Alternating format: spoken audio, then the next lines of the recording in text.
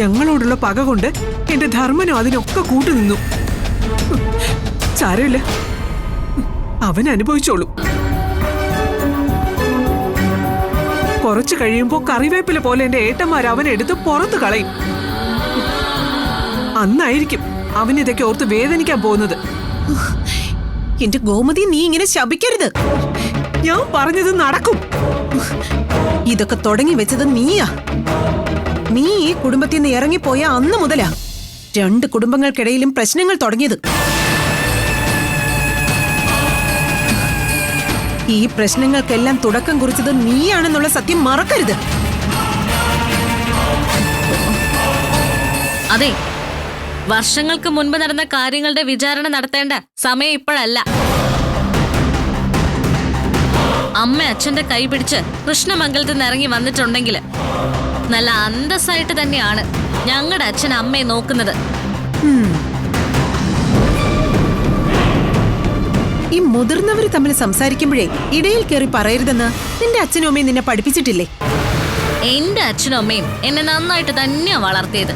Rajashree anti അവരെ ഇതിലേക്ക് വലിച്ചഴക്കേണ്ട. അവര് തന്നെയാടി പറയേണ്ടത്. അവരുടെ വളർത്തുദോഷമല്ലേ ഇപ്പൊ നീ കാണിക്കുന്നത്. രാജശ്രീ, എനിക്ക് പറയാനുള്ളത് ആരോടായാലും മുഖത്ത് നോക്കി ഞാൻ പറയും. ആ ശീലം എനിക്കും ഉണ്ട് ആന്റി. അതുകൊണ്ട് ഞാനൊരു കാര്യം അങ്ങോട്ട് മുഖത്ത് നോക്കി ചോദിക്കട്ടെ. അലോകിനെ വളർത്തിയത് രാജശ്രീ ആന്റിയല്ലേ?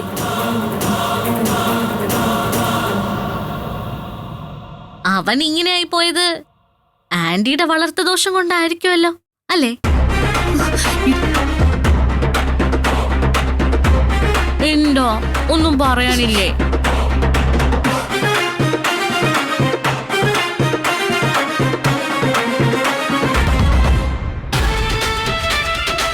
മീനു, നീ ആ രാജശ്രീക്ക് കൊടുത്ത ഡോസേ എനിക്ക് നന്നായിട്ട് ഇഷ്ടപ്പെട്ടു.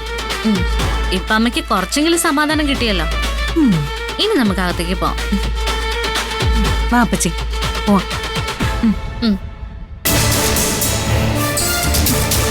പോകാം. പക്ഷെ അതിനു മുൻപ് കൃഷ്ണമംഗലത്തുകാരോട് എനിക്ക് 2 വാക്ക് പറയാനുണ്ട്. അതിന് അവരൊക്കെ അകത്തേക്ക് പോയില്ലേ? അതൊന്നും കുഴപ്പമില്ല. ഞാൻ പറയുന്നത് അവരകത്ത് നിന്ന് കേട്ടാ മതി. അമ്മ അമ്മ എന്റെ അനിയനെ ബാലേട്ടിനെതിരായി തിരിപ്പിച്ച് ബാലേട്ടിനെ തോൽപ്പിക്കാൻ നടത്തുന്ന ഒരു ശ്രമവും വിജയിക്കില്ല.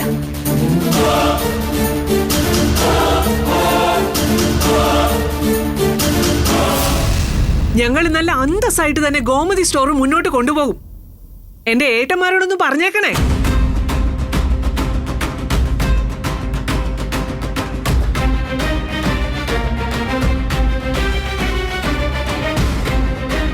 വാ പിള്ളേരെ.